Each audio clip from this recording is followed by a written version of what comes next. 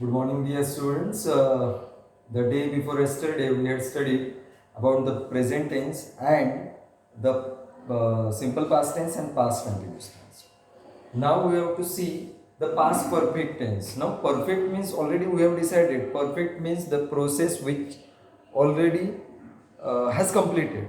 But has completed is in a present tense.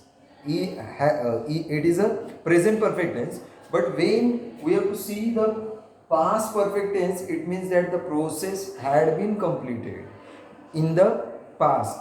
तो एखाद्या विशिष्ट पॉइंट पे वो प्रोसेस कंप्लीट हो चुकी थी, इस बारे में अगर बोलना है हमको, for that we have to take the past perfect tense and the action was completed at some time about which we are talking. समझ लो अपन 2 साल पहले की बात अगर कर रहे हैं तो तब तक एखादी प्रोसेस कंप्लीट हुई थी, अगर ये बोलना है इन द पास्ट, 2 साल इन द पास्ट. तो पास्ट में अगर हम किसी चीज के बारे में डिस्कस कर रहे हैं और वो चीज कंप्लीट हुई थी, ये अगर बोलना है तो उस टाइम पे हमको लेना पड़ेगा past perfect tense and it is having the formula subject plus had plus V3. Just like in a present perfect tense, what was the formula? Subject plus have has plus V3 plus object. Here subject plus had plus V3 plus object. V3, it is the past participle of the verb. I had, I subject had, after that V3 completed, completed. Okay, completed my project. And Neha had purchased new dress last year. Neha ने पिछले साल ना दिवाली में बहुत अच्छा dress खरीदा था. Process क्या हो गई थी? ऑलरेडी कंप्लीट हो चुकी थी. और पिछले साल लास्ट ईयर के बारे में हम बात कर रहे हैं, तो पिछले साल जो है वो पास्ट टेंस हो गया. इस प्रकार से पास्ट परफेक्ट टेंस जाएगा. Past perfect continuous tense. Past perfect continuous tense यानी अगर मैं आपको कल के बारे में पूछूंगा कि कल 2 बजे क्या कर रहे थे, तो कल के 2 बजे यानी पास्ट टेंस हो गया, लेकिन क्या कर रहे थे कंटिन्यूअस हो गया. अब पास्ट कंटिन्यूअस हो गया, लेकिन इसमें मजा क्या है? तो मैंने पूछा 2 बजे के बारे में कि आप 2 बजे क्या कर रहे थे, और आप बता रहे कि सर मैं 11 बजे से पढ़ाई कर रहा था. लेकिन मैंने कितने बजे के बारे में पूछा? 2 बजे के बारे में. आप कितने बजे के बारे में बता रहे? 2 ही बजे के बारे में बता रहे. लेकिन आपके सेंटेंस में 2 ना आते हुए सर मैं 11 बजे से पढ़ाई कर रहा था, यानी 2 बजे भी मेरी पढ़ाई क्या थी? शुरू थी. यानी इसी का मतलब एक क्रिया पास्ट के पास्ट में, यानी 2 बजे ये अभी अभी वाला पास्ट हो गया. उससे पुराना पास्ट कितने बजे वाला हुआ?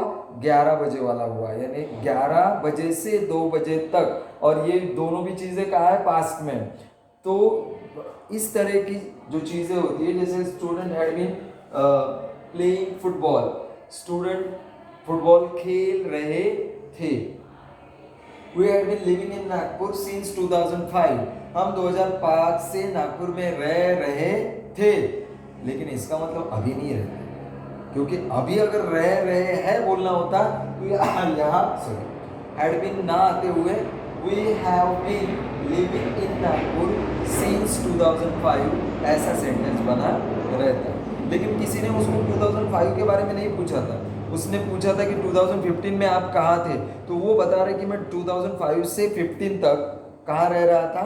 नागपुर में ही था, या नागपुर में ही रह रहा था. चलो नेक्स्ट इधर देखते हैं. अभी simple future tense. Simple future means the process which will be going on ahead or in the nearer future. सामने भविष्य में होने वाली चीजों को हम फ्यूचर टेंस बोलते हैं. तो यहाँ पे simple future it means that the process which will be going on in the future. सीधी बात. इसका the it shows the future action. सिर्फ एक्शन बताने का काम करती है. अब फ्यूचर एक्शन शोज यानी क्या? In our thoughts, in our views, in our writing, but not in an action. क्योंकि फ्यूचर के बारे में हम सोचते हैं, फ्यूचर के बारे में हम बोलते हैं, फ्यूचर के बारे में हम ख्वाब देखते हैं, लेकिन फ्यूचर कभी भी प्रेजेंट में आता नहीं. ठीक है, तो इसीलिए इसका फॉर्मूला है सब्जेक्ट प्लस शॉल ऑब्लिक दोनों में से एक ही लेना है, शॉल लो या विल लो, दोनों शॉल विल नहीं लेना। Subject plus shawl will plus V1 plus object, बरोबर है। अब उसके आगे जाके ये सोचना है कि शॉल किसके सामने आता और विल किसके सामने आता। तो एक चीज ध्यान में रखना है, आई और वी इन दोनों के सामने शॉल आता है, बाकी जो बचे हैं सबके सामने विल आता है। यहाँ पे देखो आई और वी के सामने शॉल आता है, बाकी जितने बचे हैं वो सभी के सामने विल आता है। आई शॉल वर्क हार्ड, मैं अच्छा मेहनत करूंगा।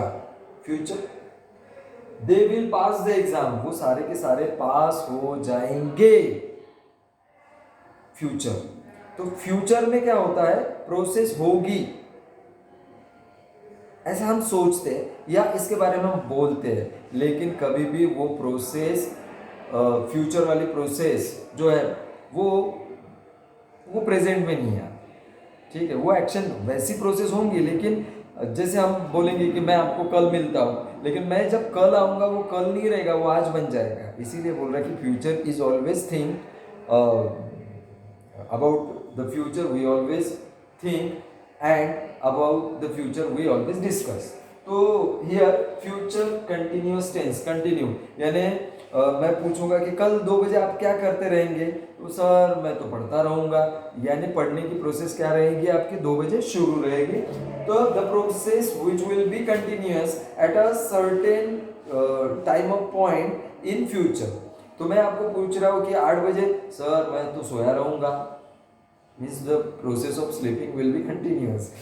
So here formula, subject plus shall will plus be plus V4 plus object. Okay, now example, my brother will be acting in 2 films, मेरा भाई ना 2 पिक्चर में काम करते रहेगा, तुम देखना। अभी फिलहाल नहीं है लेकिन करते रहेगा। आप भी बोलोगे कि मैं मेरी मम्मी को हेल्प करते रहूंगा या करूंगा।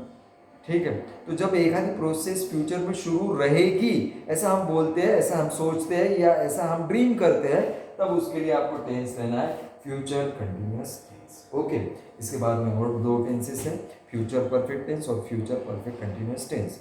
लेकिन फिलहाल हमारे फर्स्ट टर्म के लिए इतना ही है, तो हम इतने ही टेंस हमको सीखना है।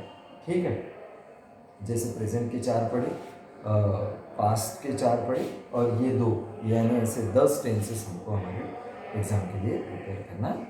चलो, थैंक यू।